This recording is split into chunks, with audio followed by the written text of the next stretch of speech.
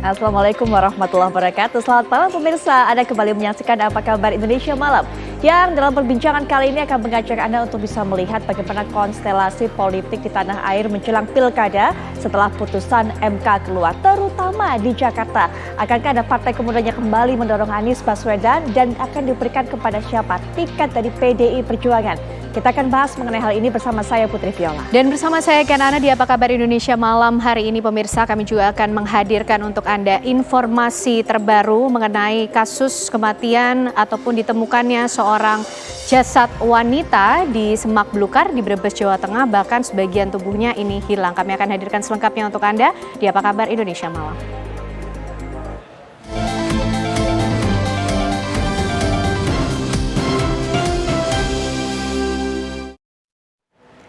Pemirsa, kita awali jumpa kita untuk bisa melihat Menteri Pertahanan Republik Indonesia Prabowo Subianto menerima kunjungan Komandan Komando Operasi Khusus Amerika Serikat, Jenderal Brian Patrick Fenton beserta delegasi di kantor Kementerian Pertahanan Republik Indonesia di Jakarta tentunya pada Kamis 22 Agustus 2024. Kedatangan Komandan Kopsus Amerika Serikat yaitu Jenderal Brian Fenton disambut oleh Wakil Menteri Pertahanan Republik Indonesia Muhammad Herindra.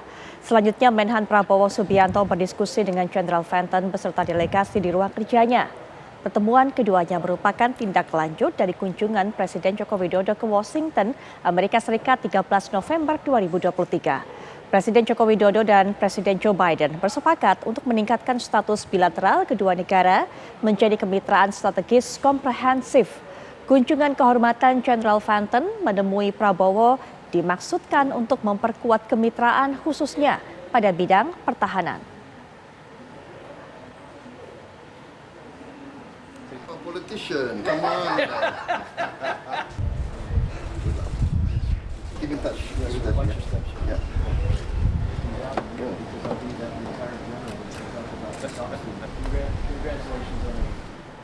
Menteri Pertahanan yang juga Presiden terpilih Prabowo Subianto menerima kunjungan kehormatan Menteri Pertahanan Turki. Menteri Pertahanan Republik Indonesia Prabowo Subianto menerima kunjungan kehormatan Menhan Turki Yaşar Güler di kantor Kementerian Pertahanan Jakarta. Kedatangan Güler disambut resmi oleh Wakil Menhan RI Muhammad Herindra di lapangan Bhinneka Tunggal Ika. Setelah itu Menhan Prabowo bertemu dan berbincang dengan Menhan Turki di ruang kerjanya. Dalam pertemuan tersebut, Menhan Prabowo menyampaikan terima kasih dan penghargaan kepada Menhan Turki atas kunjungannya. Prabowo juga menegaskan pentingnya kerjasama bilateral di bidang pertahanan antara Indonesia dan Turki.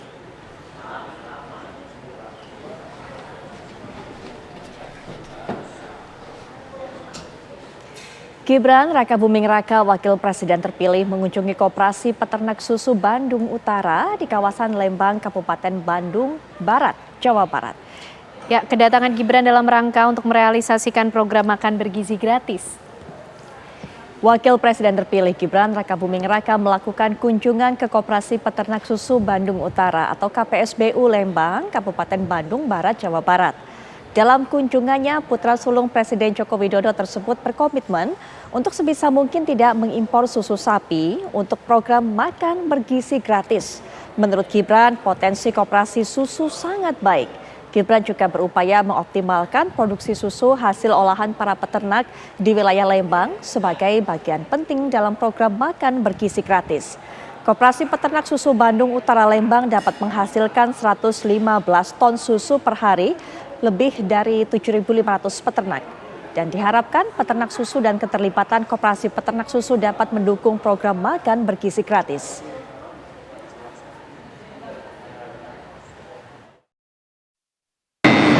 Besok kita punya program makan bergizi gratis. Salah satu item yang terpenting di situ adalah susu. Dan sebisa mungkin kita tidak impor susu ya Pak. Nah, perusahaan tadi produksi susunya sudah baik, ada pakannya, dan operasinya sudah berapa puluh tahun Pak? 23 tahun. Itu luar biasa sekali. Jadi percaya untuk makan gizi gratis di Bandung ini akan berhasil ya kalau dipimpin sama Mas JJ? Insya Allah. Kaisang Pangarep telah mengurus dokumen kelengkapan administrasi ke Pengadilan Negeri Jakarta Selatan sebagai persyaratan untuk berlaga di Pilkada Jawa Tengah. Ketiga surat keterangan sudah diterbitkan pada Selasa 20 Agustus 2024. Pengadilan Negeri Jakarta Selatan menerima permohonan penerbitan 3 surat keterangan yang diajukan oleh Ketua Partai Solidaritas Indonesia, Kaesang Pangarep. Ketiga surat keterangan diajukan Kaesang sebagai persyaratan pencalonan Wakil Gubernur Jawa Tengah. Pihak Humas Pengadilan Negeri Jakarta Selatan, Juyamto, membenarkan adanya permohonan penerbitan 3 surat keterangan tersebut. Ketiga surat keterangan sudah diterbitkan pada Selasa 20 Agustus lalu atau bersamaan dengan Mahkamah Konstitusi mengeluarkan putusan nomor 70 tentang batas minimal usia calon kepala daerah. Masa pendaftaran pasangan calon kepala daerah dan wakil kepala daerah akan dilaksanakan pada 27 hingga 29 Agustus 2024.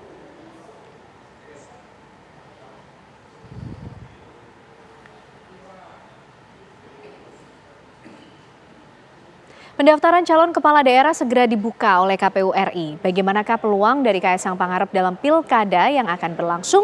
Tinggal hitungan hari.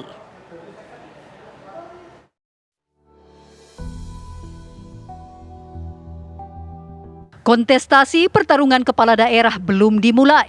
Namun para pembuat aturan hukum mendadak terbelalak dengan keputusan Mahkamah Konstitusi yang telah memutuskan permohonan Partai Gelora dan Partai Buruh atas ketentuan ambang batas pencalonan kepala daerah.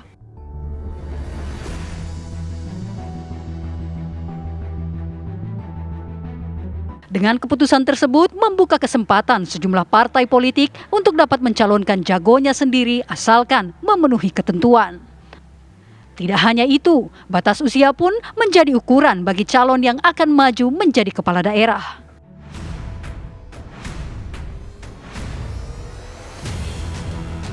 Keputusan MK tersebut sangat mengejutkan. Badan Legislasi DPR pun mendadak menggelar sidang untuk merevisi. Namun, tak lama langsung dibatalkan niat merevisi putusan MK tersebut. Karena pada hari Selasa, tanggal 27 Agustus 2024, kita sama-sama tahu sudah pada tahapan pendaftaran pilkada. Nah, oleh karena itu kami tegaskan sekali lagi, karena kita patuh dan taat dan tunduk kepada aturan yang berlaku, bahwa pada saat pendaftaran nanti, karena RUU pilkada belum disahkan menjadi undang-undang, maka yang berlaku adalah hasil keputusan Mahkamah Konstitusi Judicial Review yang diajukan oleh Partai Buruh dan Partai Gelora. Apakah langkah Kaesang Pangarep, putra bungsu Presiden Joko Widodo sekaligus Ketua Umum Partai Solidaritas Indonesia akan terhenti sampai di sini? Sebelumnya, nama Kaesang Pangarep ramai diperbincangkan terkait pilkada, seperti di Jawa Tengah. Kaesang disebut-sebut akan bersanding dengan Kapolda Jawa Tengah, Ahmad Lutfi.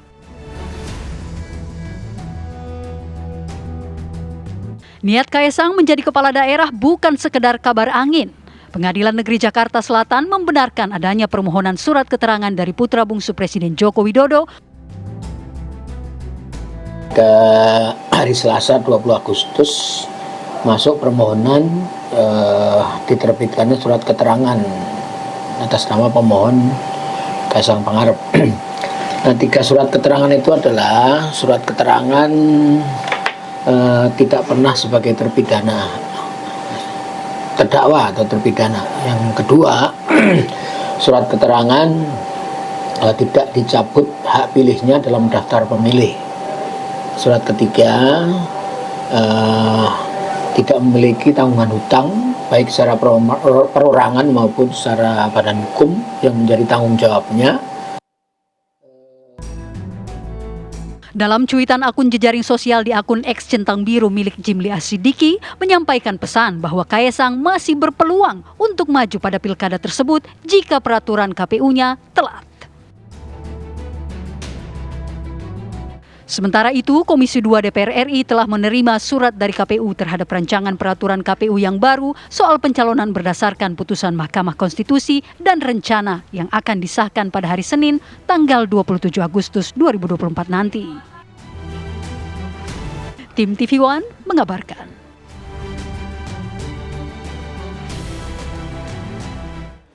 Komisi Pemilihan Umum atau KPU memastikan pihaknya akan mempedomani putusan Mahkamah Konstitusi berkaitan dengan aturan pilkada.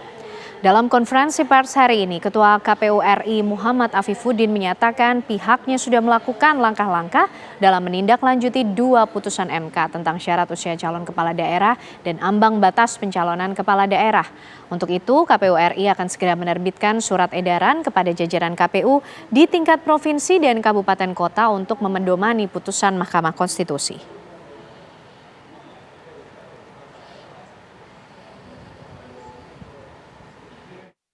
KPU RI telah melakukan langkah-langkah untuk menindaklanjuti putusan Mahkamah Konstitusi tersebut dalam melakukan perubahan PKPU nomor 8 2024 sesuai dengan mekanisme pembentukan peraturan perundang-undangan. 2. KPU RI akan menyampaikan surat edaran kepada jajaran KPU Provinsi dan KPU Kabupaten Kota yang pada pokoknya dalam pelaksanaan pendaftaran pasangan calon memedomani putusan Mahkamah Konstitusi tersebut.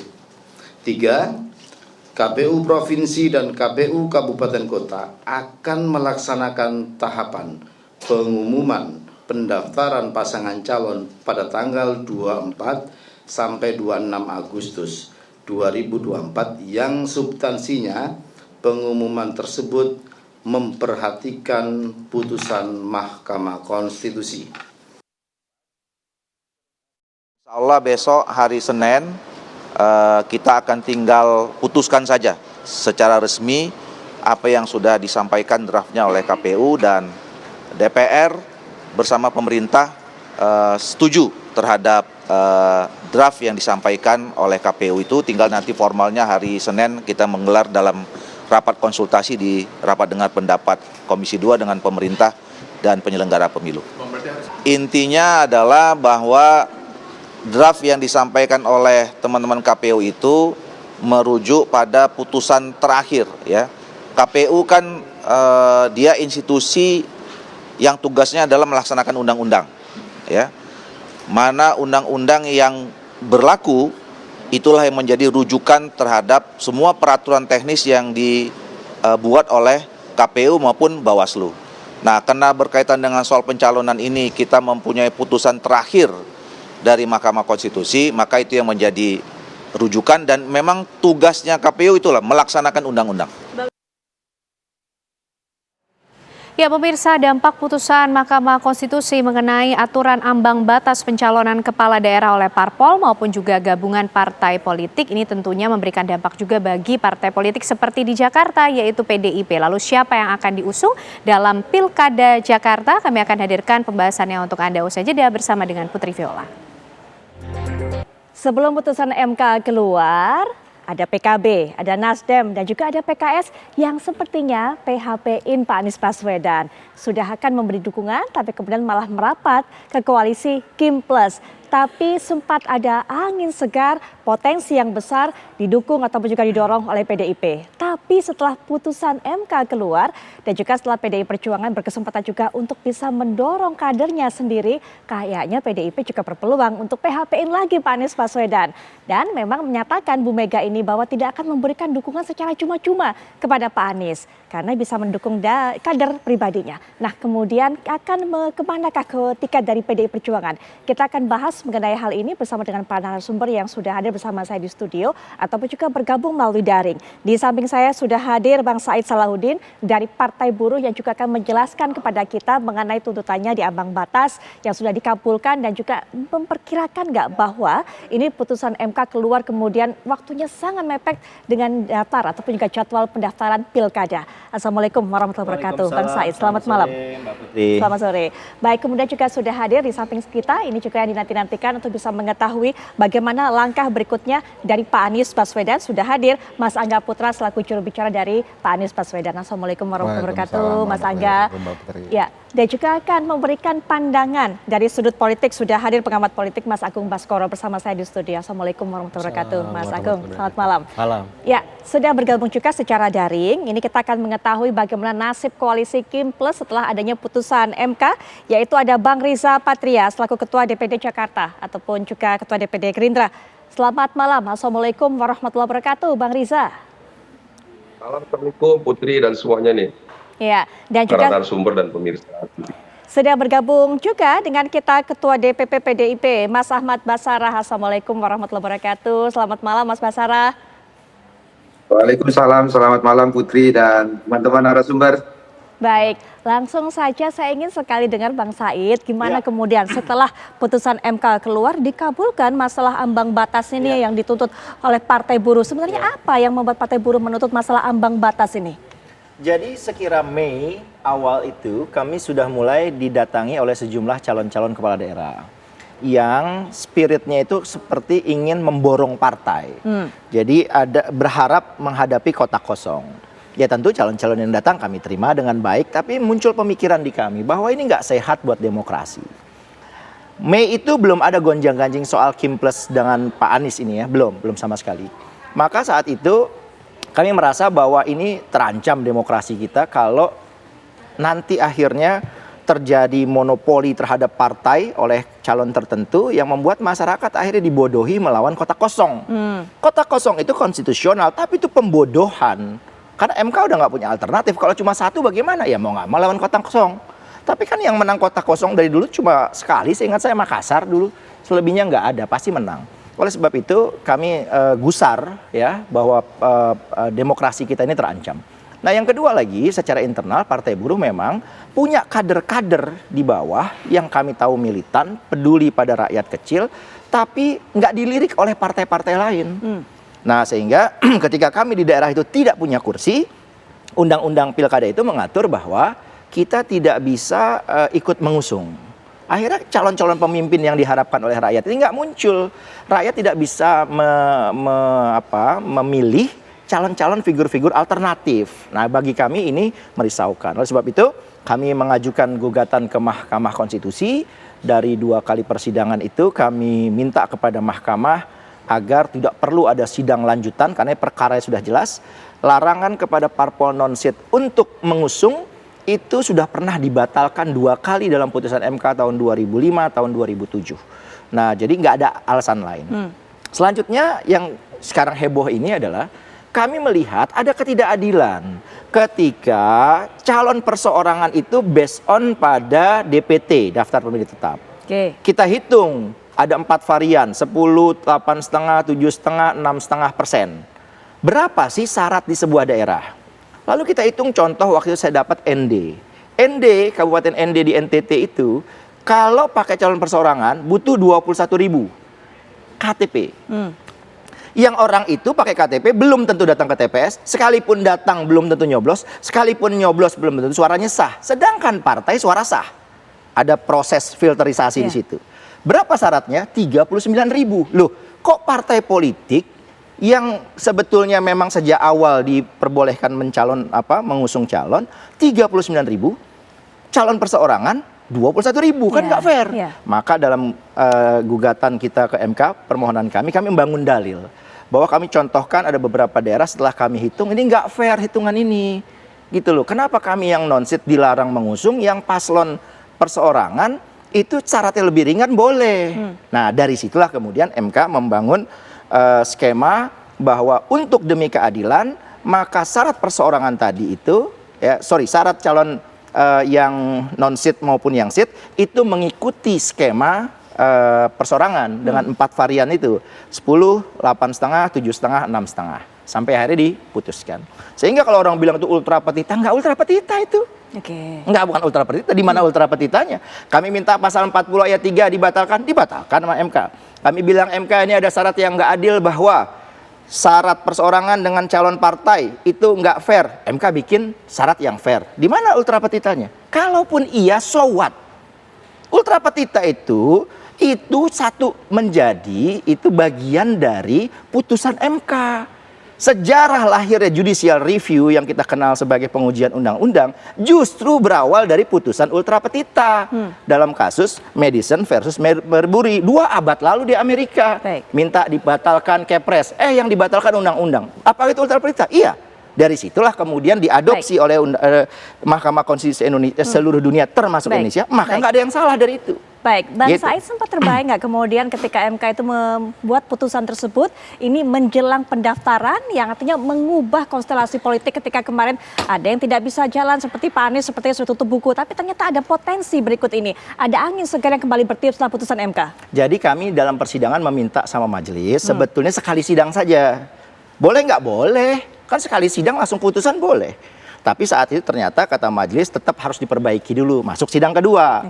Nah, dalam proses itu kami minta majelis, kami bersurat khusus, kami memohon khusus provisi, yaitu agar ini pakai metode atau mengedepankan asas speedy trial, jadi sidang cepat. Jadi kami menghitung waktu itu sekitar bulan Juli sudah harusnya terbit putusan. Tapi MK punya agenda ketatanegaraan lain yang harus dia prioritaskan. Apa itu? Satu, PHPU Pileg karena terkait dengan calon-calon DPRD yang harus segera dilantik. Maka diprioritaskan. Setelah itu muncul PHPU jilid 2 yang di MK kemarin putuskan Pileg lakukan PSU lakukan penghitungan ulang, kemudian hasilnya dilaporkan, digugat lagi. Jadi ada 2 isu yang membuat perkara pilkada ini mundur-mundur. Jadi kalau ada yang mengatakan ini MK sengaja di ujung, enggak, karena itu ada yang harus dia prioritaskan. Baik, gitu, ada alasan yang membuat ini menjadi tertunda, begitu ya Bang Said ya. Betul. Nah, yang diuntungkan dengan keputusan ataupun juga putusan MK ini adalah Pak Anies Baswedan, nanti Mas Angga juga bisa berikan pandangan, kemudian juga PDI Perjuangan, Mas Basarah berikan pandangan juga nanti, termasuk juga masyarakat, karena diharapkan juga masyarakat punya banyak pilihan untuk dipilih, untuk bisa mewakili suaranya dan juga memimpin dalam pilkada mendatang ini. Mas Basarah terlebih dahulu, implikasi dari adanya putusan MK ini, PDI Perjuangan, bagaimana strategi selanjutnya? Putri, pertama izinkan saya mengucapkan terima kasih kepada Bung Said Salahuddin dan teman-teman dari Partai Buruh dan Partai Gelora karena atas prakarsa hukum yang mereka Terima kasih kembali Pak Basara. Ya, karena atas prakarsa hukum yang dilakukan oleh mereka, MK berhasil menggunakan kewenangannya sebagai lembaga kehakiman yang bebas merdeka. Dan akhirnya mengeluarkan keputusan yang membuat cahaya demokrasi di Indonesia itu tumbuh kembali. Dan tentu kita berterima kasih kepada kenegarawanan hakim-hakim Mahkamah Konstitusi. Bagi PDI Perjuangan, sejak awal kita selalu yakin dengan moto perjuangan yang kita tuliskan di kantor DPP PDI Perjuangan, Satyam Eva Jayate, bahwa kebenaranlah satu saat yang akan menang. Maka oleh karena itu, dengan putusan Mahkamah Konstitusi ini, rakyat beserta partai-partai politik peserta pemilu kada lebih memiliki peluang untuk menunjukkan kader-kader terbaiknya ikut-ikut di dalam kontestasi Pilkada 2024 ini. Bagi PDI Perjuangan, sebenarnya sebelum ada putusan Mahkamah Konstitusi nomor 60, saya kebetulan mendapat tugas dari partai untuk melakukan koordinasi dengan teman-teman Partai Kebangkitan Bangsa untuk Pilkada DKI Jakarta. Kami memang memiliki salah satu skema untuk Pilkada DKI Jakarta ini, karena pada waktu itu posisi PDI Perjuangan kursi di DPR dan perolehan suara akumulatifnya tidak mencapai 20% kursi atau 25% suara hasil Pileg di 2024 yang lalu. Kami menjajaki kerjasama politik dengan Partai Kebangkitan Bangsa. Saya menjalin komunikasi yang sangat intens dengan Ketua Umum PKB, Gus Muhaimin Iskandar, dan salah satu penjajakan yang telah kami lakukan adalah kita berencana untuk bekerja sama di Pilkada DKI Jakarta. Gus Muhaimin pada waktu dialog, bicara, rapat-rapat koordinasi dengan saya mengatakan bahwa PKB akan mengusung Mas Anies Baswedan sebagai calon gubernur. Dan oleh karena itu terbuka peluang bagi PDI Perjuangan untuk bekerja sama dengan PKB yang mengusung Mas Anies Baswedan untuk mengusung calon wakil gubernurnya. Koordinasi dengan Gus Muhaimin saya laporkan kepada Ketua Umum, kepada DPP Partai, Dan skema ini terus berjalan sampai dengan sekarang gitu. Dan pada tanggal 20 Agustus kemarin, tepat setelah 1 jam putusan Mahkamah Konstitusi, saya ditugaskan oleh partai untuk bertemu secara langsung dengan Mas Anies Baswedan untuk menjajaki kemungkinan kerjasama itu. Saya sebut kemungkinan kerjasama itu karena memang banyak kader di PDI Perjuangan yang juga sebenarnya siap ya untuk dikontestasikan di dalam Pilkada DKI Jakarta ini. Tetapi sekali lagi karena situasi politik nasional yang memiliki kecenderungan untuk mengumpulkan kekuatan-kekuatan partai politik menjadi satu blok politik pada waktu itu, kita kemudian membuka ruang-ruang kerjasama politik itu. Sampai akhirnya kemudian pembicaraan dengan Mas Anies Baswedan sampai dengan hari ini masih menjadi salah satu skema bagi kemungkinan kerjasama politik PDI Perjuangan di Pilkada DKI Jakarta. Saya saat bertemu dengan Mas Anies, saya sudah tegaskan bahwa positioning politik PDI Perjuangan di Pilkada DKI Jakarta ini bukanlah sekedar semata-mata urusan elektoral. Tetapi bagi kami yang terpenting adalah mengikuti kontestasi Pilkada DKI Jakarta ini adalah bagian dari komitmen PDI Perjuangan untuk membangun peradaban demokrasi itu sendiri. Dan kita melihat kerjasama politik yang direncanakan dibangun bersama dengan Mas Anies itu juga sebenarnya bagian dari membangun peradaban. Maka oleh karena itu pada tanggal 20 Agustus kemarin salah satu dialog saya dengan Mas Anies selama 1 jam lebih ya di kantor beliau itu kita membicarakan tentang hal-hal yang bersifat strategis, terutama menyangkut paradigma pemikiran-pemikiran kita bersama, baik yang menyangkut visi ideologis, platform politik, dan juga bagaimana komitmen membangun Jakarta. Baik, saya kira ada hal penting yang kami diskusikan pada waktu itu dan sampai dengan hari ini kami terus melanjutkan komunikasi politik dengan Mas Anies. Dan kita tahu kemarin pidato Bu Mega pada saat mengumumkan 169 calon kepala dan wakil kepala daerah lain, substansinya kalau yang kami baca adalah Bu Mega memberikan ruang bagi kemungkinan Mas Anies bekerja sama, tetapi karena kami juga selain partai massa juga partai kader dan partai ideologis, tentu kerjasama itu tidaklah bersifat pragmatis semata. Ada hal-hal strategis yang harus dibicarakan dan disepakati bersama Mas Anies dan kami semakin intens berkomunikasi dengan beliau. Baik, begitu Putri. Oke, nggak cuma-cuma dukungan yang diberikan oleh PDI Perjuangan kepada Pak Anies Baswedan jika mau maju pilkada ini, Mas Angga. 1, masuk PDI Perjuangan, 2, juga menuruti apa yang menjadi perintah dari partai, dari Bu Mega. Kemudian kita tahu bahwa harus menjadi petugas partai. Mau nggak Pak Anies kemudian memenuhi syarat-syarat ini? Iya, dari Mas Anies. Putri. Ya, baik. Putri. Ya, oke, Putri. Mas Salma. Saya klarifikasi dulu ya. Oke. Saya kira kalau melihat diksi Ibu Megawati Soekarno Putri tentu harus dilihat dalam beberapa dimensi. Kita harus lihat selain kapasitas sebagai ketua umum, beliau itu juga bagi kami adalah seorang ibu. Baik. Oleh karena itu ketika beliau menggunakan istilah menurut begitu, tentu menurut maksudnya bukan menurut kepada Ibu Megawati Soekarno Putri, tetapi sepaham pada ideologi, kemudian platform politik dan program-program perjuangan di dalam membangun Jakarta. Artinya dia lebih merupakan pada satu komitmen ideologi dan politik ya untuk berjuang bersama-sama dalam satu perahu perjuangan yang sama. Saya kira saya harus tegaskan terkait hal itu, Putri. Terima kasih. Baik, sudah diklarifikasi, diluruskan juga maknanya oleh Mas Ahmad Basarah. Mau nggak kemudian Pak Anies Baswedan memikirkan ide ini? Karena kita tahu bahwa Mas Anies Baswedan sejauh ini merupakan sosok yang independen, kemudian juga tidak masuk ke partai manapun, bahkan ketika waktu itu tidak jadi masuk Nasdem, tidak mau kemudian untuk bisa masuk PKS. Bagaimana dengan tawaran PDI Perjuangan ini? Iya, justru Mbak Putri, Pak Anies itu selama jadi gubernur DKI Jakarta itu sangat dekat sekali dengan kaum miskin kota gitu ya.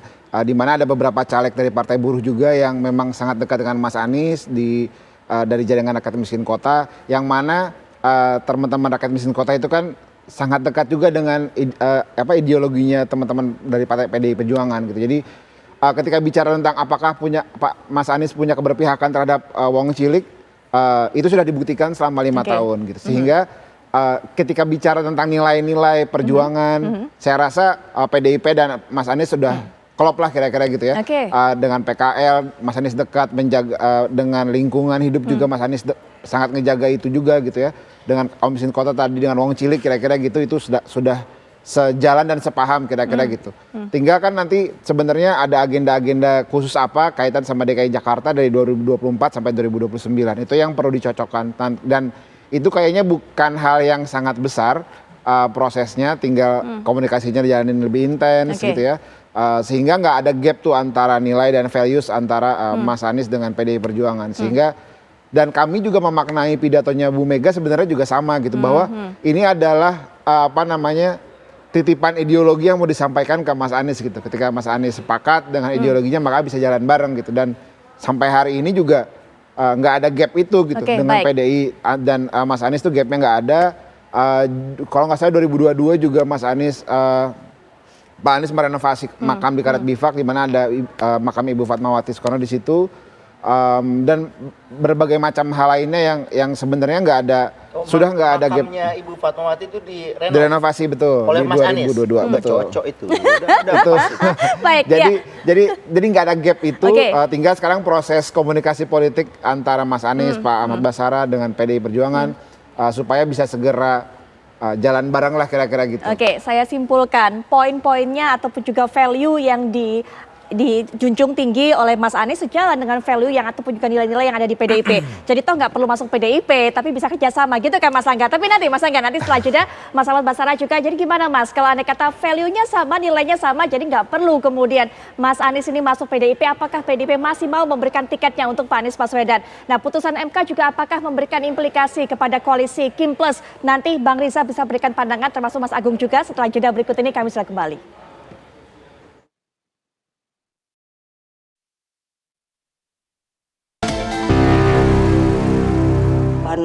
Itu aku kaget toyo, ada baju merah hitam, terus tapi pasang spanduknya itu kan suruh gotong Pak Anies ya, iya toh? Siapa yang nggak lihat? Aku aja lihat kok. Itu katanya sopo, saya tanya mana dia si Komar. Itu Satgas apa ya? Kok namanya Satgas hitam ya? Terus katanya Pak Komar, oh Satgasnya itu memang ini mau dukung Pak Anies itu Bu. Oh gitu. Aku bilang enak aja ya. Ngapain gue suruh dukung Pak Anies? Dia bener nih. Kalau mau PDI, kalau mau PDI jangan kayak gitu dong ya. Ya tinggal mau nggak nurut ya. Lihat dong. Dia tuh suka jadi garuk-garuk kepala lu. Enak amat ya. Sekarang kita dicari dukungannya, Yop. Bingung saya lu. Lalu kamu kemana ya kemarin sore ya? Oh iyalah. Ayo. Mbok jangan gitu dong. Nah, itu yang disampaikan Ibu Megawati Soekarno Putri yang salah satu menjadi tema perbincangan kita pada malam hari ini. Enak amat ya, kemana kemarin sore? Mau nggak ya nurut? Tadi Mas Basara sudah mengklarifikasi, sudah menjelaskan mau nggak nurut itu adalah nurut dengan ideologi yang diusung oleh PDI Perjuangan. Kalau Mas Angga katakan value-nya Pak Anies dengan value-nya PDIP sama kok. Jadi artinya Mas Angga tetap nggak mau nih Pak Anies untuk bisa masuk ke dalam partai kan? Toh yang penting value-nya sama, nilai-nilainya sama. Begitu maksudnya Mas Angga? Iya, jadi sebenarnya dari awal proses pembicaraan pilkada itu Mas Anies adalah salah satu pilihan yang terbuka gitu. Dia mau masuk kemanapun selama proses masuknya itu untuk memenangkan pilkada. Jadi jangan sampai Mas Anies masuk ke salah satu partai tapi malah jadi susah untuk menang pilkada gitu. Sehingga dalam konteks hari ini pun sama gitu. Ketika itu dibutuhkan untuk menang pilkada, oke aja gitu, nggak ada masalah gitu. Jadi memang isunya kan nolak, pengennya netral apa segala macam. Sebenarnya bukan nolak, tapi ya kalau masuk itu dalam konteks memenangkan pilkada gitu. Jangan sampai kan tadi misalnya gabung ke partai X, partai Y gitu, tapi malah susah nih pergerakan buat menang pilkada kan juga jadi merepotkan. Jadi ketika misalnya pilihan-pilihan itu muncul di depan dan itu memang harus diambil, kayaknya nggak ada masalah untuk ambil selama Mas Anies pada sempat bilang selama nilai-nilai partainya salah satunya adalah anti nepotisme, kira-kira gitulah. Oke, Mas Basara katanya nggak masalah Pak Anies, tapi jangan-jangan cuma karena untuk dijadikan kendaraan pilkada saja. Tapi nanti Mas Basara bisa berikan pandangan. Mas Agung terlebih dahulu deh, gimana Mas Agung? Iya, ini semua membuat game on. Ya, Jakarta hidup lagi, demokrasi semarak lagi di seluruh Indonesia dan saya kira patut diapresiasi sekali lagi kepada MK yang sudah memberikan putusan yang berpihak kepada masyarakat maupun demokrasi kita. Itu yang pertama. Yang kedua, bagi PDIP ini sebagai sebuah pilihan hidup, karena ada banyak pertimbangan. Saya lihat ada 3 untuk memilih siapa kira-kira yang pas untuk Jakarta. Pertama, pertimbangan ideologis, otomatis di sini ada kader. Yang kedua, ada pertimbangan elektoral, maka mengemuka nama Anies Baswedan. Tapi pertimbangan ketiga ini jauh lebih penting dari pertimbangan pertama kedua. Siapa lawannya orang PDIP yang akan bertarung di Jakarta. Nah, kalau melihat pembelahan antara RK Suswono, ini kan melambangkan figur yang kuat secara elektabilitas, walaupun di bawah Mas Anies dan Pak Ahok, ya, Kang RK. Tapi di saat yang sama, pendampingnya RK itu, Pak Suswono, itu merupakan representasi mesin partai yang kuat bersama PKS-nya. Kemudian juga kita tahu ada Islam perkotaan yang terwakili di sana. Walaupun sekarang ini basis grassroots-nya PKS ini sedikit banyak teriris, ya, karena kecewa ketika PKS tak jadi mencalonkan Mas Anies seperti itu. Sehingga ketika di PDIP akhirnya muncul dan mengemuka nama Anies selain Ahok, maka saya kira ini sebuah prioritas yang patut dipertimbangkan oleh PDIP. Mengingat konstelasi politik nasional tadi di mana PDIP tersisih dan dipojokkan oleh koalisi gemuk Kim Plus, maka dengan kehadiran Anies ini sebagai sebuah oase, ya, di tengah padang pasir politik Jakarta yang saya kira memang agak berat ketika tidak ada putusan MK kemarin seperti itu. Sehingga ini bisa dipandang, dilihat bagaimana win-win solutionnya. Artinya Mas Anies bisa maju lewat PDIP, tapi kader PDIP juga bisa bersama Mas Anies, karena PDIP bisa mencalonkan satu paket lengkap. Calon gubernur dan calon wakil gubernur, dan itu saya kira kalau bersama pola pasangan ini bisa memperluas ceruk pemilihnya sebagaimana terrepresentasi ketika RK Suswono membuka. Anies merepresentasikan Islam perkotaan sebagaimana wajah Jakarta selama ini, dan kadernya PDIP itu merepresentasikan pemilih-pemilih nasionalis. Nah, kalau berpadu padan, ya, dengan posisi elektabilitas Mas Anies yang unggul dari RK secara person by person, maka kans Mas Anies bersama kader PDIP untuk menang sementara ini, per malam ini, itu terjaga. Tapi kalau PDIP kemudian mengusung kadernya sebagai Jakarta Satu, asumsikan Pak Ahok, kemudian di luar nama Mas Anies, misalnya wakilnya adalah PDIP juga, atau yang sama-sama beririsan, otomatis ceruk kemenangan tadi menjadi minimalis. Dan saya kira ini bukan hal yang diinginkan oleh PDIP maupun pendukung-pendukung dan tanda petik Mas Anies yang ingin melihat bagaimana Jakarta ini bisa dimenangkan setelah kemarin Pilpres kalah. Jadi saya mengatakan aroma Jakarta ini aroma Pilpres putaran kedua. Memperluas ceruk konstituen itu menjadi PR PDIP. Nanti Mas Basara bisa berikan pandangan juga, termasuk tadi disampaikan atau berikan tanggapan apa disampaikan oleh Mas Angga. Tapi kita ke Bang Riza terlebih dahulu. Bang Riza, apa kemudian pengaruhnya dari putusan MK ini terhadap kesolidan partai-partai yang ada di koalisi Kim Plus, Bang Riza? Ada pengaruhnya nggak? Ya, jadi pertama, Partai Gerindra sendiri partai yang selalu mengedepankan konstitusi dalam berpolitik dan juga demokrasi. Itulah juga sebabnya kenapa Pak Prabowo ketika ingin membangun bangsa, salah satunya harus berkuasa artinya menjadi presiden salah satu salurannya adalah melalui partai politik, dan kemudian beliau dan kami semua membangun Partai Gerindra dari nol, dan alhamdulillah sampai hari ini Partai Gerindra menjadi partai yang besar, dan di 2024 ini alhamdulillah Pak Prabowo Gibran menjadi presiden dan wakil presiden terpilih. Jadi sekali lagi terkait demokrasi, konstitusi, itulah yang selalu menjadi pijakan landasan Pak Prabowo dan Partai Gerindra. Dan juga yang kedua perlu kami sampaikan bahwa ketika penyusunan undang-undang pemilu, kami Partai Gerindra di 5 tahun yang lalu termasuk partai yang mengusulkan dan memperjuangkan agar presiden threshold 0% dan parlemen threshold 0%. Jadi Partai Gerindra termasuk partai yang pro pada demokrasi, pro pada kepentingan bangsa negara, pro pada kepentingan rakyat. Dan hingga hari ini Partai Gerindra tidak berubah, selalu mengedepankan kepentingan bangsa negara, kepentingan rakyat, kepentingan demokrasi dan konstitusi, dan juga kepentingan seluruh warga bangsa. Sehingga apapun yang diputuskan oleh negara sesuai dengan peraturan perundang-undangan, Partai Gerindra selalu patuh dan taat.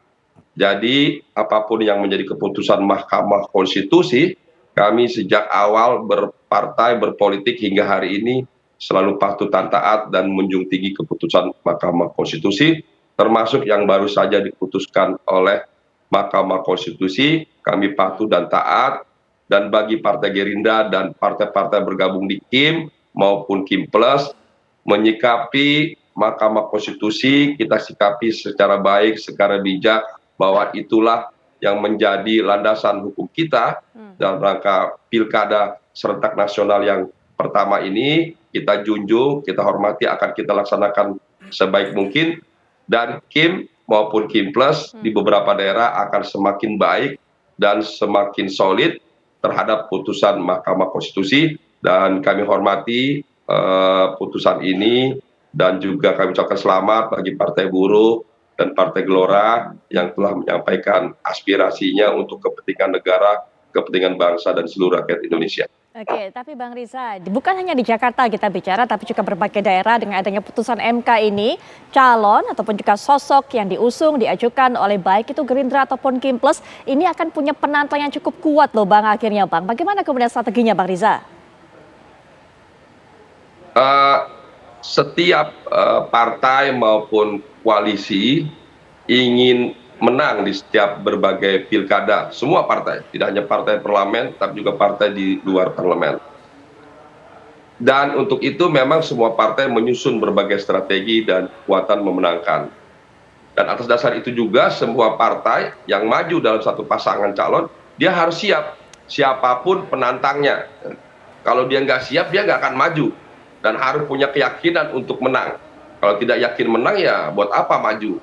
Jadi semua yang berkontestasi dalam pilpres maupun dalam pilkada, pasti semuanya punya keyakinan akan mendapatkan kesempatan yang sama dan punya keyakinan masing-masing untuk menang. Begitu juga kami dan pasangan yang lain. Jadi sekali lagi di seluruh Indonesia, KIM solid, ya, sekalipun memang di setiap daerah punya karakteristik berbeda, kearifan lokal, sosok yang berbeda. Tidak semua partai-partai yang tergabung dalam KIM itu satu pasangan calon. Banyak di beberapa daerah antar partai dalam KIM justru berkompetisi. Bahkan KIM, Gerindra sendiri dengan PDIP berkoalisi di daerah lain, dengan PKS, dengan PKB, dengan Nasdem, P3 dan sebagainya. Jadi terkait pilkada sangat cair sekali, tidak linier dengan pilpres, sekalipun koalisi yang dibangun turunan dari pilpres mungkin masih ada, semata-mata untuk kepentingan bangsa negara, kepentingan daerah. Jadi sekali lagi Mbak Putri, Partai Gerindra dan KIM semakin baik dan semakin solid, kita junjung, kita hormati putusan MK. Mari kita dukung semua apa yang telah menjadi keputusan konstitusi bangsa ini. Marilah jadi warga negara dan partai politik yang taat mengikuti segala peraturan dan undang-undangan yang berlaku. Baik. Nah Mas Basara, silakan ditanggapi tadi apa dikatakan oleh Mas Angga, bahwa Pak Anies Baswedan nggak masalah kalau masuk kemudian ke partai, tapi yang pasti ini akan menjamin kemenangannya dalam pilkada. Bagaimana kemudian tanggapannya? Jangan-jangan kemudian Pak Anies ini hanya mau masuk partai untuk dijadikan alat ataupun juga kendaraan untuk bisa maju mendapatkan tiket ke pilkada, Mas Basara? Ya, itulah salah satu yang saya dialogkan dengan Mas Anies beberapa hari lalu ya. Kami tegaskan sekali lagi kepada Mas Anies bahwa PDI Perjuangan ini bukanlah sekedar partai elektoral yang secara pragmatis ingin menang pemilu legislatif, pemilu kepala daerah dengan hitung-hitungan elektoral semata. Ya, meskipun elektabilitas itu penting, tetapi yang tidak kalah pentingnya adalah kekuasaan politik di pusat dan di daerah itu adalah alat perjuangan ideologi kita. Maka oleh karena itu, dialog yang kami lakukan itu adalah lebih dahulu mempersamakan perspektif, visi, misi, terutama menyangkut ideologi dan platform perjuangan dan juga program ketika membangun DKI Jakarta. Jadi ada variabel-variabel lain yang lebih penting dari sekedar pertimbangan-pertimbangan elektoral. Yang kedua, kalau boleh saya ibaratkan Putri, penjajakan kami dengan Mas Anies di Pilkada DKI Jakarta ini Salah satu faktornya adalah kalau saya ibaratkan perjuangan kemerdekaan bangsa Indonesia di masa lalu merebut kemerdekaan dari tangan kolonial, ada semacam perasaan senasib ya, dan sependeritaan PDI Perjuangan dengan Mas Anies. Apakah perasaan senasib dan sependeritaan itu sama-sama ingin dikucilkan? Ya. Kami merasa ingin dikucilkan, dieliminasi di dalam panggung politik ini, dan juga kami lihat Mas Anies juga mengalami hal yang sama.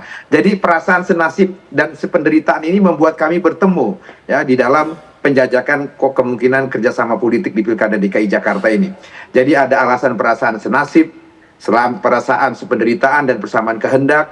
Ada faktor-faktor yang menyangkut elektoral. Kita juga punya banyak kader PDI Perjuangan di DKI Jakarta. Ada Pak Ahok, ada Pak Jarod, ada Pak Rano Karno, ada Pak Endi, dan lain-lainnya yang siap kontestasikan. Saya kira semua itu saat ini tengah menjadi pertimbangan Ibu Megawati Soekarno Putri, sehingga pada saat mengumumkan calon kepala daerah kemarin, DKI Jakarta, Jawa Tengah, dan Banten masih digodok oleh beliau untuk sampai pada waktu yang tepat akan diumumkan siapa calon kepala dan wakil kepala daerahnya. Begitu, Putri. Saya nanya dikit dong, Pak Basara. Itu kalau udah senasib sepenanggungan, ini artinya udah tinggal bicara tanggal berapa kita mau bareng daftar, Pak Basara?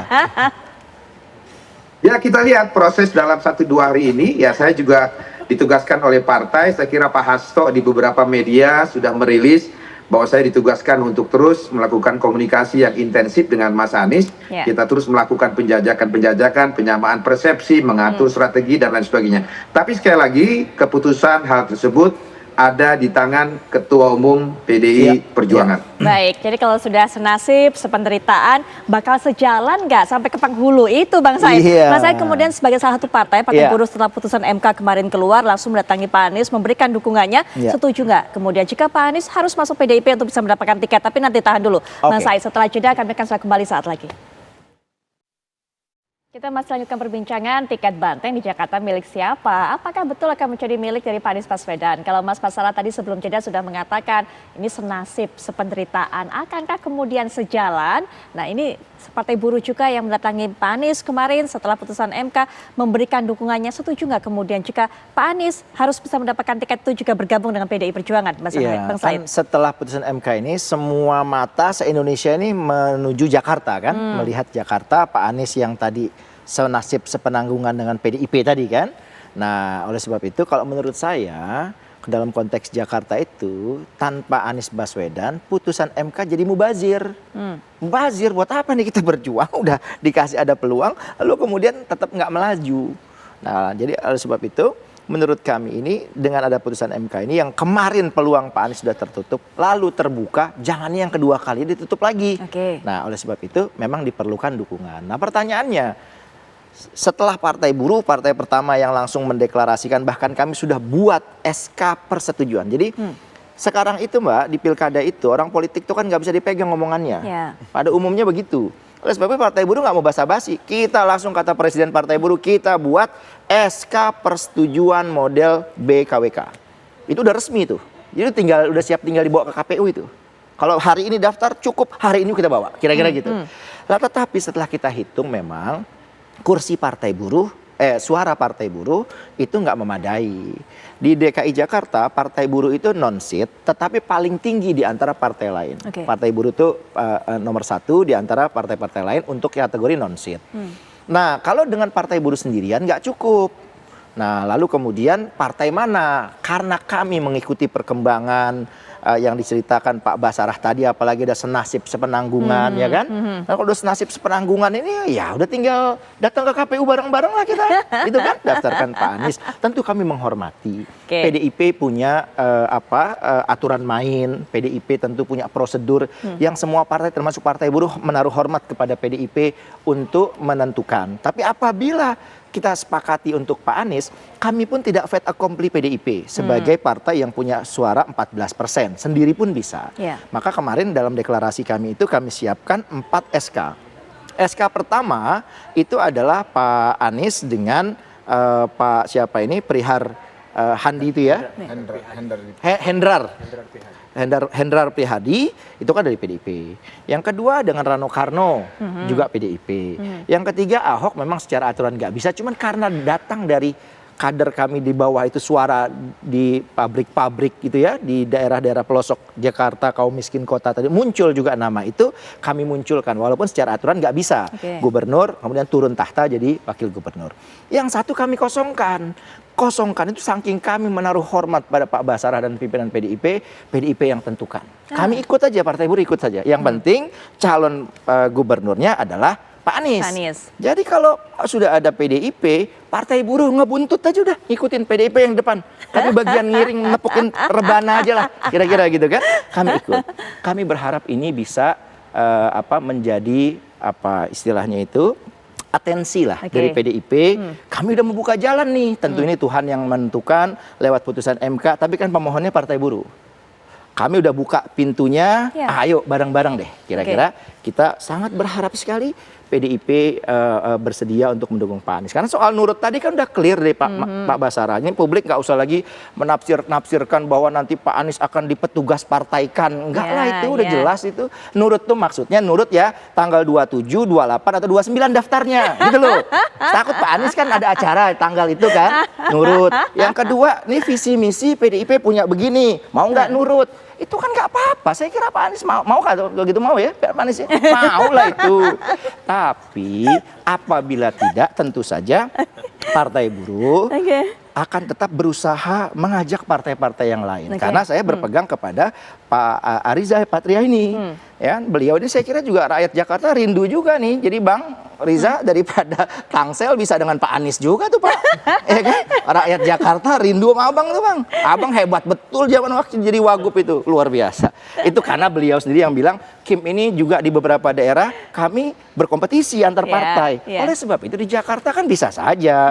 Yang kemarin sudah sepakat ke calon yang lain, karena diperbolehkan oleh koalisi tadi untuk berkompetisi, mungkin ada partai lain. Kalau partai lain saya udah hitung, Perindo 2,6%. P3 itu 2,5%, Partai Buruh, Umat, Hanura, ya, sama PKN 8%. Nah, opsinya kalau PDIP barangkali punya pertimbangan lain, tentu kami nggak mengharapkan, tapi kami akan menghormati.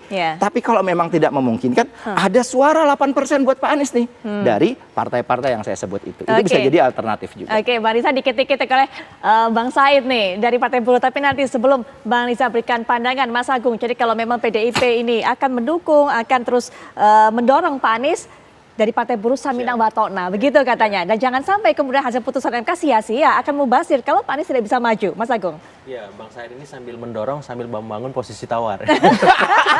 Gitu Pak Basarah ya. Agak-agak kancem dikit ini Bang. Enggak. Saya ikut senior, Pak Basarah kita ikut. Biar ada alternatif katanya. Karena partainya Bung Said ini sudah berjasa membuat keputusan MK semacam ini, apapun yang dia katakan suaranya memang terdengar renyah begitu. Masuk ini. Jadi dari dialog malam ini saya lihat ada istilahnya sinyal positif dari PDIP untuk menyambut kehadiran Anies Baswedan sebagai calon gubernur untuk Pilkada 2024. Karena ada irisan tadi ya, kesamaan soal senasib, sepenanggungan, sependeritaan dan seapa lagi yang lain seperti itu, yang saya kira itu sebagai bahan bakar utama untuk dalam terpetik menjadi lawan sepadan di sisi Kim Plus yang mengusung RK Suswono.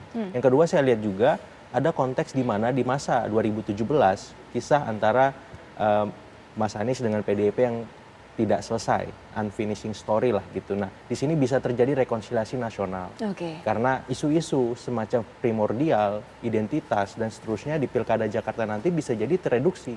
Kita akan fokus masuk ke substansi yang dibutuhkan oleh Jakarta untuk menjadi kota global. Jadi pertarungannya pertarungan ide gagasan. Saya membayangkan Mas Anies berdebat dengan Kang Ridwan Kamil secara substantif habis-habisan, dan itu bisa mencerdaskan masyarakat seluruh Indonesia, bukan hanya Jakarta. Begitu juga dengan pasangannya, apakah Pak Hendrar Prihadi, Pak Rano Karno, Bu Risma dan seterusnya dengan Pak Suswono. Pertarungannya pertarungan yang saya kira itu yang ditunggu-tunggu masyarakat kita, pertarungan pemilu, pilkada yang benar-benar sangat ideal. Nah, kalau memang itu yang terjadi, semua orang pasti akan menantikan itu. Ini the real battle of the Pilpres rasa putaran 2 seperti itu. Jadi Mas Angga udah tinggal tetapin tanggal, mau 27, 28 apa 29. Nanti Mas Angga bisa berikan jawaban setelah jeda berikut ini, kami sudah kembali. Kalau saya mengutip tadi apa dikatakan oleh Mas Agung sebelum jeda, sinyalnya positif semuanya untuk bisa bersatu mengusung Pak Anies Baswedan. Bahkan ada juga yang kemudian menyodorkan daya tawarnya. Tapi Mas Agung bagaimana? Maaf, maksud saya Mas Angga bagaimana kemudian? Tinggal milih tanggal 27, 28, 29 untuk pendaftaran seperti yang dikatakan oleh Bang Said gitu, katanya sudah seia sekata, sehati sejalan gitu kan. Iya, Apalagi harus ditunggu? Iya, kalau kami sih menghormati proses ya, di teman-teman PDIP ada prosesnya, kita sih menghormati proses itu berjalan, karena kan nggak bagus juga kalau diburu-buru gitu, semuanya harus sesuai dengan mekanisme. Tinggal berapa hari lagi? Selasa Bang, ya kan Bang? Selasa, Dikit lagi Bang. Kita 4 hari lagi. Kita menghargai prosesnya, entah di 27, 28 atau 29. Tapi yang pasti kita nunggu proses jalan supaya kita bisa sama-sama melaju. Karena mau diburu-buru juga kan juga tetap dibuka tanggal 27. Terus jangan sampai juga ketika diburu-buru malah banyak komunikasi yang nggak pas, malah nggak enak gitu. Jadi kita nunggu prosesnya yang pasti deadline tanggal 29. Kita percaya diri tanggal 29 itu kita siap maju. Oke, tapi Mas Angga, ini kita mencoba untuk realistis. Walaupun kemudian ada angin segar untuk bisa mendorong Pak Anies kembali. Siap nggak jika tahu-tahu berbagai kemungkinan bisa terjadi kan? Apapun skenarionya, apalagi tadi PDIP mengatakan banyak sekali skema, di PHP-in lagi gitu. Gimana kemudian? Ya sebenarnya kalau dari Mas Anies sendiri sebenarnya nggak ada masalah. Maksudnya ketika pun tanggal 29 itu nggak jadi maju pun, kan kontribusi bisa dari banyak hal gitu ya, nggak harus jadi gubernur. Tentunya Mas Anies sendiri berharap bisa menyelesaikan apa yang sudah dikerjakan nih di 5 tahun sebelumnya gitu kan. Jangan sampai yang kita dengar itu ada masalah itu tadi, kampung yang tadinya nggak digusur sekarang terancam jadi pengen digusur. Yang seperti itu yang jangan sampai hal-hal itu yang dirugikan masyarakat. Mas Anies sendiri sebenarnya ketika misalnya pun nggak bisa maju ya nggak rugi-rugi amat lah kira-kira gitu ya. Tapi itu tadi masyarakat yang dapat efek dari kebijakan yang sebelumnya, jangan sampai ketika misalnya gubernurnya ganti, yang udah dapat manfaat nggak dapat manfaat lagi gitu kira-kira sih. Jadi ya kita tunggu sampai tanggal 29. Gubernur lah. Betul. Jangan dulu hopeless, masih ada peluang ini. Kita percaya diri tanggal 29 itu kabar baik buat Mas Anies dan buat rakyat Jakarta yang kita lain. coba apapun bisa terjadi Bang. Kemudian kemungkinannya jangan-jangan di PHP lagi kayak waktu itu kan gitu kan. Kalau di PHP kan masih ada kemungkinan. Masih ada kemungkinan. Saya udah menghitung skenario berikutnya. Tapi kita masih berharap sama PDIP. Seandainya pun tidak, mudah-mudahan jangan terjadi. Saya kira tuh ya, orang seperti Ketua Umum Perindo, Mbak Angela itu kan juga tokoh anak muda yang saya kira bisa juga dipertimbangkan. Perindo, ya toh? P3, Buruh, Umat, PKN, Hanura. Cukup 8%. Saya udah hitung. Bisa tuh tokoh seperti calon pemimpin muda ini kan udah jadi wamen sekarang kan. Saya kira bagus. Kalaupun tidak, ada P3. P3 ada Sandi, Anies Sandi jilid 2. Wah itu juga boleh juga itu, ya kan? Pokoknya partai buruh serahkan saja pada PDIP, kami ikut, ya kan? Kepada partai lain. Yang penting ini jangan putusan MK mubazir karena Anies Baswedan tidak bisa melaju. Salah satu skemanya ada alternatifnya kalau tadi sebelum di iklan juga Mas Said katakan bisa nih kemudian coba goyang-goyang Bang Riza Gerindra begitu. Bang Riza gimana Bang Riza? Kalau ini catatan kalau PDIP kemudian tidak mengusung Pak Anies Baswedan, silakan Bang Riza ditanggapi. Bang Riza mohon maaf, sepertinya masih di mute, coba dibuka, kami belum bisa mendengar. Partai Gerindra sudah solid, sudah mantap. Tadi sore kami kumpul di DPP semua calon gubernur, calon wakil gubernur, dan semua ketua DPD, sekretaris DPD se-Indonesia, pimpinan partai, Pak Sekjen menyampaikan surat persetujuan B1 KWK kepada Bang Ridwan Kamil dan Bang Suswono. Jadi sudah selesai, sudah final. Dan insya Allah juga partai-partai koalisi yang di KIM maupun KIMPLES juga melakukan hal yang sama. Dan kami menghormati siapapun nanti yang diusung, pasangan manapun yang diusung oleh partai-partai lainnya kita hormati. Mari kita berkompetisi secara baik, secara sehat, mengedepankan kepentingan bangsa negara, kepentingan rakyat khususnya warga Jakarta, dan masyarakat bisa memilih nanti calon pemimpin-pemimpin yang disahkan nanti oleh KPU DKI Jakarta tentunya. Dan insya Allah nanti seperti juga dulu 2012 Partai Gerindra bersama PDIP bersama-sama mengusung Pak Jokowi Ahok menang, sekalipun dulu surveinya kecil. Dan 2017 juga Partai Gerindra bersama PKS mengusung Anies Sandi juga menang, sekalipun surveinya kecil. Dan insya Allah 2024 Partai Gerindra yang mengusung Bang Ridwan Kamil dan Suswono bersama partai-partai koalisi Kim dan Kim Plus juga insya Allah menang. Dan Jakarta menjadi Jakarta baru, Jakarta yang maju. Baik, nggak bisa digoyang Bang Said. Sudah ada jalurnya menjadi kompetitor, sudah siap. Sudah ada SK-nya itu, tentu kita hormati. Ya kan nggak boleh kita recokin lah. Ini kan mereka sudah sepakat. Tapi selama ibarat janur kuning belum melengkung, SK itu tidak boleh dicabut. Tapi ada waktunya. Kapan tidak boleh dicabut? Kalau sudah masuk KPU. Sebelum sampai itu surat SKB KWK kepada KPU, bisa. Masih bisa ya? Bisa sekali. Mas Basara, silakan. Nggak secara aturan, saya ngomong secara aturan. Betul. Ya, selanjutnya Mas Basara, silakan ditanggapi. Karena ada Partai Buruh Bang Said yang samikna watokna nih terhadap PDIP juga mengusung Pak Anies Baswedan. Silakan. Mas Ahmad Basara. Ya, tentu saja PDI Perjuangan sangat menghormati kedaulatan setiap partai politik. Meskipun kita tahu kedaulatan partai politik itu saat ini menjadi sesuatu yang mungkin sangat mahal sekali harganya. Oleh karena itu kita tentu menghormati proses yang terjadi di internal setiap partai politik. Begitu juga dengan PDI Perjuangan. Ibu Megawati Soekarno Putri itu salah satu sikap politiknya adalah berpegang teguh pada trisaktinya Bung Karno, yang salah satunya adalah berdaulat di bidang politik. Berdaulat di bidang politik itu juga artinya adalah berdaulat dalam menentukan siapa calon kepala dan wakil kepala daerah yang akan diusung. Oleh karena itu variabel-variabel yang menjadi referensi kemungkinan Bu Mega mengambil keputusan politik itulah yang akan menjadi faktor determinan keputusan politik itu ditetapkan kepada siapa. Tadi saya sudah berikan referensi bahwa ada banyak faktor yang membuat PDI Perjuangan terus melakukan penjajakan kepada Mas Anies. Salah satunya tadi saya katakan kita punya semacam perasaan senasib.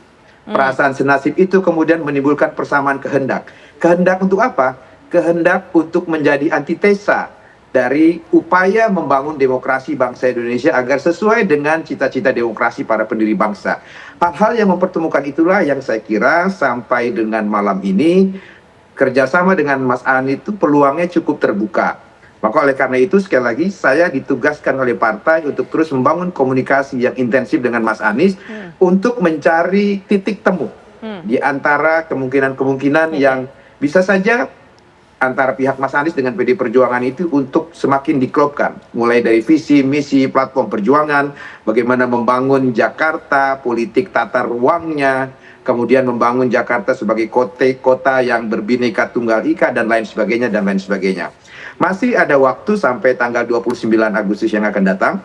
Dan semua kemungkinan politik itu masih mungkin terjadi karena politik itu sangat cair dan dinamis. Tapi sekali lagi percayalah dengan keinginan PDI Perjuangan untuk selalu menangis dan tertawa bersama rakyat, saya kira kita memiliki titik temu antara PDI Perjuangan dan Mas Anies untuk menjadi antitesa dari upaya untuk membuat demokrasi kita keluar dari fatsun kedaulatan rakyat itu sendiri. Baik, singkat. Begitu Putri. Iya, singkat Mas Agung. Ada 6 hari tersisa sebelum 29 Agustus. Kalau tadi Mas Basara sudah katakan ada titik temu, tapi apa yang mungkin bisa kita tunggu di 6 hari tersisa ini?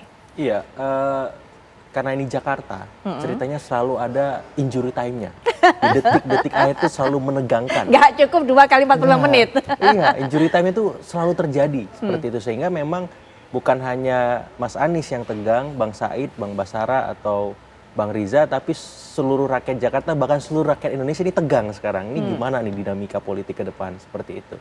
Nah, yang kedua juga saya melihat memang putusan MK ini kan selain kita apresiasi Perindo, Gelora sama Partai Buruh, saya juga mengapresiasi Partai Gerindra yang kemarin cepat merespon, kemudian tanggap, sehingga dalam beberapa keputusannya hari ini ada misalkan di Jawa Tengah itu rekomendasinya ke Pak Lutfi dan Pak Taj Yassin misalkan. Jadi saya di sini juga selain MK saya mengapresiasi juga Partai Gerindra karena apa? Karena mengawal dan memastikan bahwa putusan MK itu bisa terlaksana nanti, dan itu buat saya penting di mana lawan dan kawan itu tahu tempat kapan bertandingnya.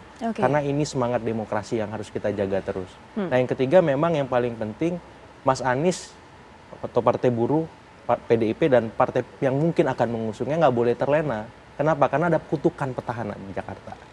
Nah, apalagi timnya solid nih. Nah, hati-hati ini barang. Nah, ini punya inovasi, punya banyak kejutan-kejutan juga, dan itu harus dibaca oleh Mas Anies maupun partai tadi apa pengusungnya kutukan nanti. apa tadi? Petahana. Petahana. Jadi petahana di Jakarta itu ada cerita nggak pernah bisa menang di periode kedua. Nah, Mas Anies kalau memang mau menang harus berjuang sangat keras walaupun surveinya tinggi. Nah, tapi itu nggak berlaku. Kenapa nggak Kenapa, berlaku? Pak Anies bukan petahana. Kan udah selesai diganti sama PJ. Nggak berlaku kutukan itu. Hanya PJ berarti. Dia bukan petahana. Kalau dia langsung periode kedua, mungkin benar itu. Jadi kalau gini nggak ya Bang ya, bukan Nah, ini nggak petahana. berlaku. Oke. Kalau saya pakai teori itu. Oke, baik. Oke, perbincangan ini seru, tapi sepertinya juga waktu membatasi perbincangan kita akan terus tunggu nanti 27, 28, 29. Siapa kemudian yang akan diberikan tiket oleh PDI Perjuangan, termasuk juga akankah Pak Anies Baswedan ini bisa maju. Bang Said, terima kasih. Mas Angga, terima kasih. Mas Agung, terima kasih. Kemudian juga Pak narasumber yang sudah meluangkan waktunya untuk bisa bergabung secara daring. Mas Basara, terima kasih. Bang Riza, terima kasih untuk waktunya. Dan berikut ini, tentunya Ken Ane akan memberikan informasi menarik juga untuk Anda seusai jeda. Silakan Ken Ane. Ya, betul sekali Putri Viola dan juga pemirsa. Apa kabar Indonesia Malam? Pemirsa masih akan menemani Anda. Kami akan hadir dengan informasi dari kebakaran hebat yang melanda perkampungan padat penduduk yang berada di dekat proyek strategis nasional Makassar Newport atau MNP, Kota Makassar, dengan sedikitnya 15 unit rumah warga ludes terbakar. Sesaat lagi. Anda masih menyaksikan Apa Kabar Indonesia Malam. Pemirsa, Wakil Ketua DPR RI Sufmi Dasko Ahmad mendatangi kantor kepolisian Polda Metro Jaya. Kedatangan Sufmi Dasko untuk menengok para pendemo yang ditangkap aparat penegak hukum saat aksi tolak RUU Pilkada di gedung DPR RI Senayan, Jakarta pada Kamis kemarin. Dasko meminta kepolisian membebaskan para demonstran yang telah melalui pemeriksaan dan terbukti tidak melakukan tindak pidana berat. Dalam kesempatan tersebut, Dasko juga memberikan apresiasi kepada aparat kepolisian yang telah bertugas mengamankan jalannya demonstrasi kemarin.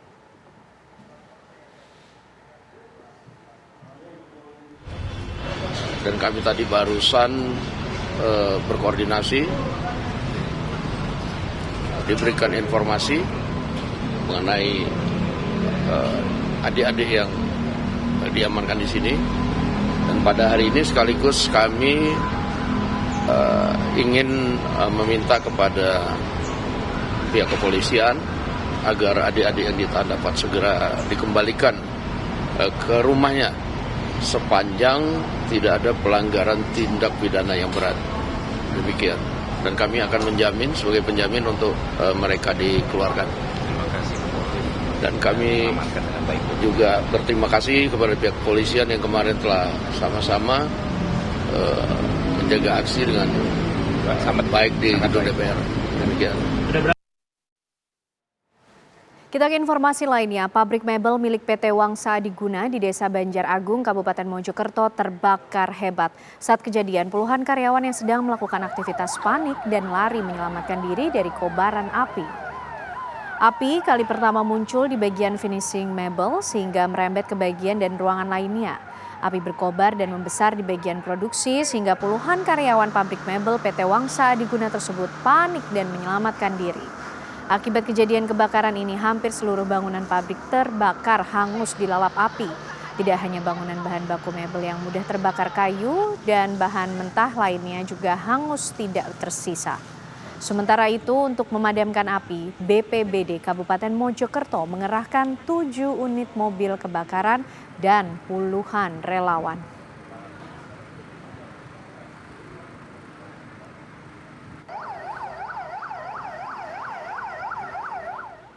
Kebakaran hebat melanda perkampungan padat penduduk yang berada di dekat proyek strategis nasional Makassar Newport atau MNP Kota Makassar dengan sedikitnya 15 unit rumah warga ludes terbakar. Kebakaran tepatnya terjadi di perkampungan padat penduduk di Jalan Galangan Kapal 1 RT 11 RW 5 di Kelurahan Kaluku Bodoa, Kecamatan Talo, Kota Makassar. Para penghuni rumah hanya bisa pasrah saat rumahnya terbakar, terutama karena banyak dari mereka tidak bisa menyelamatkan barang berharganya.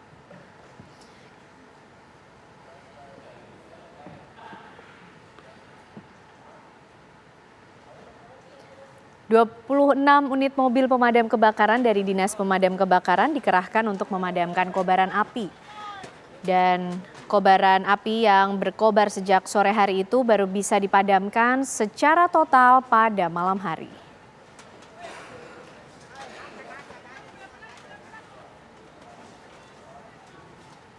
Aktivitas Gunung Merapi di perbatasan Jawa Tengah dan Yogyakarta kembali meluncurkan guguran lava maupun kegempaan yang cukup tinggi. Hingga kini tingkat aktivitas Gunung Merapi masih ditetapkan pada level 3 atau siaga. Sejak pukul 6 hingga 12 waktu Indonesia Barat, Gunung Merapi mengalami kegempaan guguran 29 kali, gempa fase banyak atau hybrid 8 kali, dan gempa vulkanik dangkal 5 kali.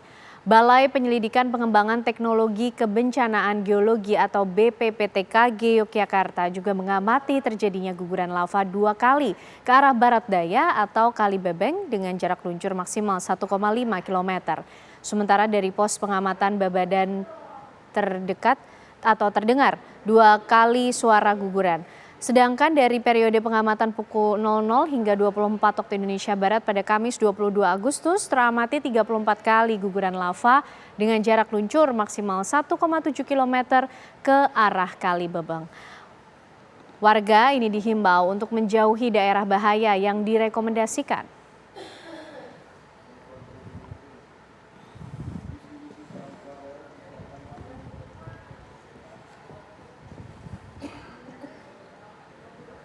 Ya, pemirsa, sidang perkara tawuran antar 2 kelompok yang terjadi di kawasan Kertapati hingga menyebabkan korban meninggal di Pengadilan Negeri Palembang kembali ricuh. Keluarga korban cekcok memanas di persidangan hingga sempat memukul saksi. Dalam sidang yang dipimpin oleh Majelis Hakim Harun Yulianto, tim kuasa hukum terdakwa menghadirkan saksi yang meringankan. Usai sidang, pihak keluarga korban yang turut hadir di dalam ruang sidang PN Palembang sempat mengamuk kepada para saksi yang diduga telah memberikan keterangan tidak sebenarnya. Mengamuknya keluarga korban juga disebabkan adanya ketersinggungan keluarga korban atas dugaan perkataan dari orang tua salah satu terdakwa saat usai sidang. Dalam kasus tawuran ini menjerat 3 terdakwa atas nama Laguna Nofriansyah, M. Fauzan Azim, dan terdakwa Miko Aprilian. Kericuhan baru mereda saat petugas keamanan menggiring keluarga korban untuk keluar dari ruangan sidang.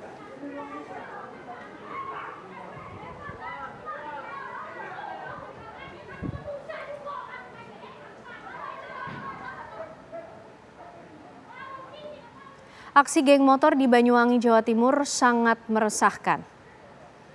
Diduga karena saling ejek di media sosial, belasan pemuda yang tergabung dalam geng motor Salvador secara membabi buta membacok seorang remaja hingga terluka parah. Inilah aksi geng motor Salvador saat melakukan konvoi di kawasan Kecamatan Muncar, Banyuwangi, Jawa Timur pada Selasa dini hari lalu. Sambil menggeber sepeda motornya dengan kecepatan tinggi, belasan pemuda ini kemudian juga mengacungkan senjata tajam di tengah jalan raya. Warga sekitar yang mengetahui aksi geng motor ini tidak ada yang berani menghalau sebab mereka membawa senjata tajam. Belakangan diketahui kalau aksi konvoi geng motor Salvador ini untuk mencari seseorang pemuda yang sebelumnya menantang salah satu anggota geng motor Salvador di media sosial.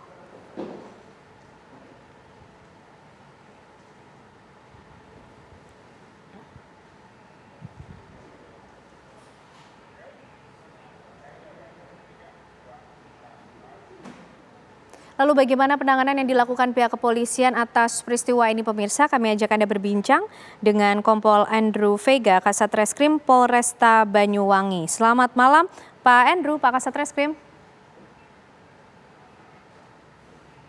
Kami belum bisa mendengar suara Bapak. Waalaikumsalam, selamat malam Mbak. Ya, selamat malam Pak Andrew. Pak Andrew, sudah berapa orang kemudian yang ditetapkan menjadi tersangka dalam peristiwa ini?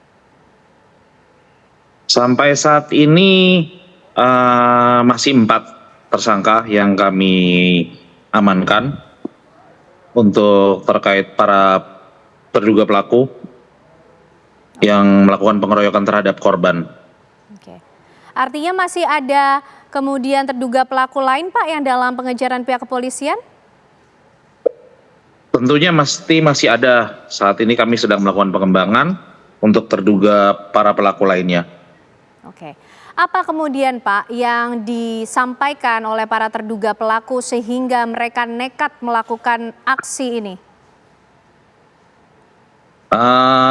Dari motif salah satu pelaku, hasil pemeriksaan salah satu pelaku itu memang awal mulanya itu karena ada tantangan di medsos, jadi ingin mencari melawan kelompok geng motor lainnya, yaitu geng motor All Star, karena dipicu adalah saling menantang melalui pesan DM Instagram, sehingga datang ke wilayah Muncar.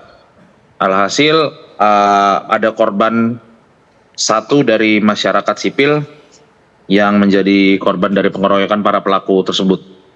Untuk pelaku berasal dari geng motor Salvador 012. Oke, Pak, aksi geng motor yang meresahkan masyarakat ini sebenarnya sudah berlangsung berapa lama?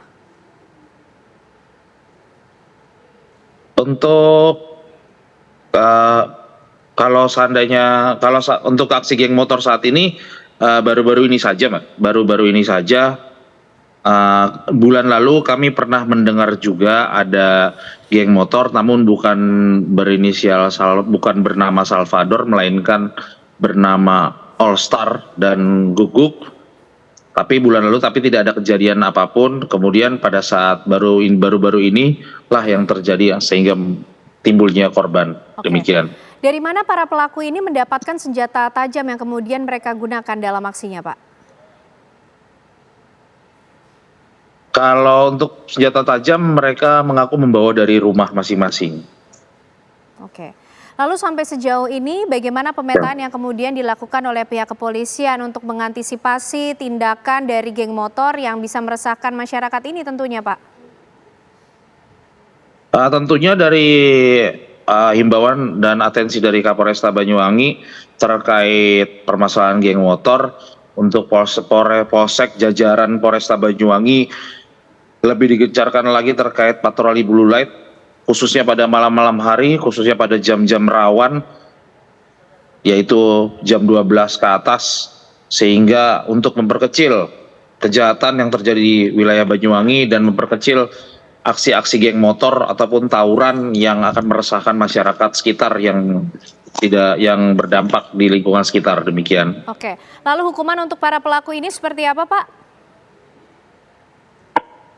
Kalau untuk hukuman para pelaku akan dikenakan pasal 170 KUHP, yaitu barang siapa di muka umum bersama-sama melakukan kekerasan terhadap orang atau barang dihukum penjara selama-lamanya 5 tahun atau 6 bulan, atau dikenakan pasal 2 Undang-Undang Darurat nomor 12 tahun 1951, yaitu tentang larangan pemilikan senjata tajam. Oke, baik, terima kasih Kasat Reskrim Polresta Banyuwangi, Kompol Andrew Vega, malam hari ini sudah berbagi informasi bersama kami di Apa Kabar Indonesia Malam. Pemirsa, kasus kematian seorang wanita yang jasadnya ditemukan di semak-semak desa Ulahar, Brebes, Jawa Tengah yang tubuhnya hilang separuh ini, dan kemudian polisi memastikan korban tewas akibat pembunuhan. Kami hadirkan informasi selengkapnya untuk Anda usai jeda. Keluarga terpidana seumur hidup kasus pembunuhan Vina dan Eki bersama kuasa hukumnya menemui Sudirman, pemirsa, dan kami hadirkan informasinya untuk Anda.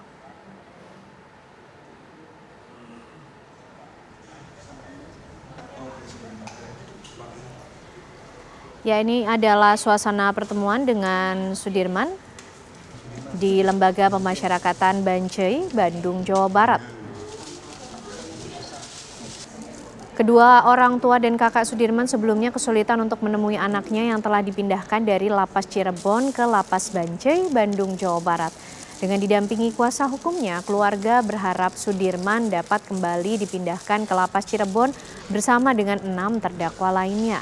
Keluarga beralasan jarak yang ditempuh terlalu jauh jika Sudirman masih ditahan di Bandung, juga untuk memudahkan saat pengajuan proses peninjauan kembali atau PK.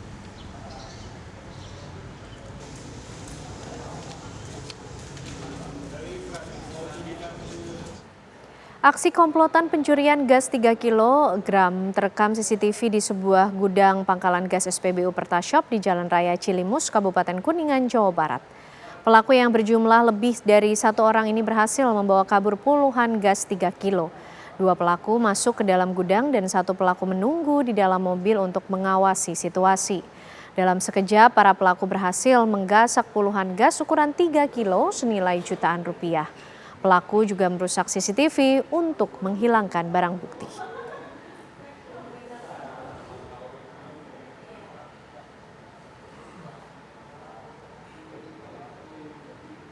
Seorang pria di Kabupaten Banyuasin, Sumatera Selatan diamuk warga karena merampas gelang emas milik seorang wanita. Aparat kepolisian bergerak ke lokasi mengamankan pelaku dari amukan warga. Warga yang emosi terhadap pelaku perampasan gelang emas menggeruduk rumah pelaku di Kecamatan Talang Kelapa, Kabupaten Banyuasin, Sumatera Selatan. Warga yang marah mendobrak rumah dan memukul pelaku dengan menggunakan kayu dan batu. Warga geram, pelaku melakukan aksinya di kampung sendiri. Aksi warga akhirnya berhasil direda setelah aparat kepolisian Polsek Talang Kelapa datang ke lokasi kejadian.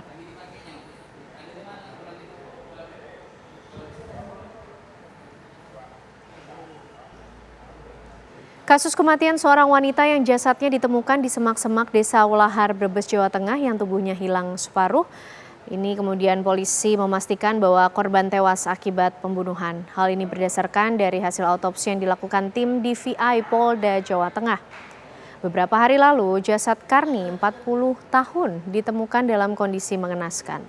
Jasadnya ditemukan hanya setengah bagian tubuhnya dan hingga saat ini masih dilakukan pencarian oleh polisi dan juga warga untuk menemukan bagian tubuh lainnya yang belum ditemukan. Polisi memastikan korban tewas akibat pembunuhan.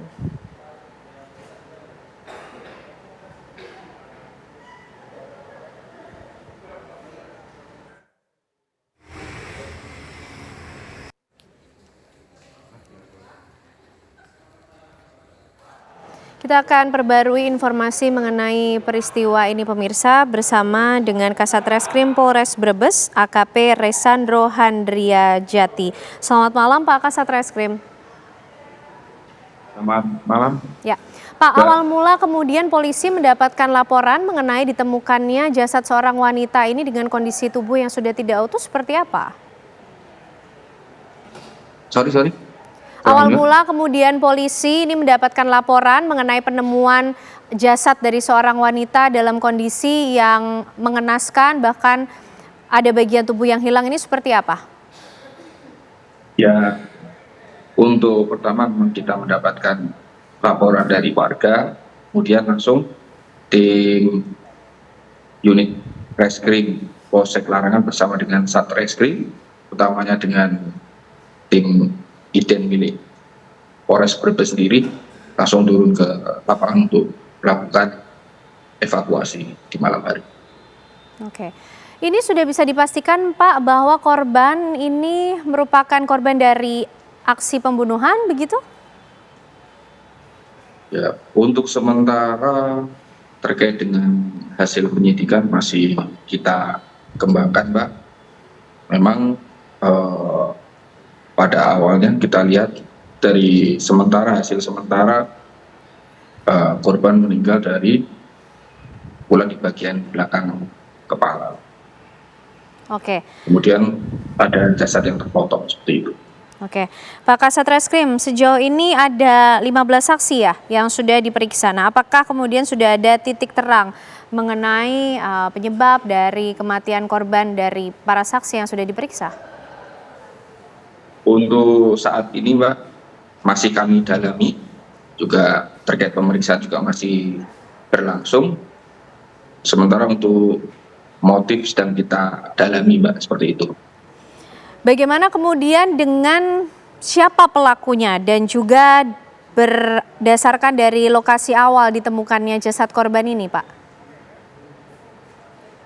Untuk sementara kita masih mendalami motif untuk melakukan penyidikan lebih lanjut, Mbak, karena kita harus memastikan bahwa alat bukti terpenuhi untuk melakukan penetapan tersangka seperti itu, Mbak. Oke, baik, kita tentu nantikan Pak bagaimana kemudian hasil penyelidikan maupun juga penyidikan yang dilakukan oleh pihak kepolisian. Terima kasih AKP Resandro Handriajati, Kasat Reskrim Polres Brebes sudah bergabung bersama kami di Apa Kabar Indonesia Malam. Selamat malam Pak. Selamat malam. Ya pemirsa, informasi tersebut sekaligus mengakhiri kebersamaan kita di Apa Kabar Indonesia Malam hari ini. Ya betul sekali Anda dan juga pemirsa, setelah jeda Anda bisa menyaksikan perbincangan dengan Margarito Kamis di program kami One on One. Akhir kata saya Putri Viola. Saya Ken Ana dan teman-teman yang bertugas pamit, terima kasih, selamat malam. Sampai jumpa.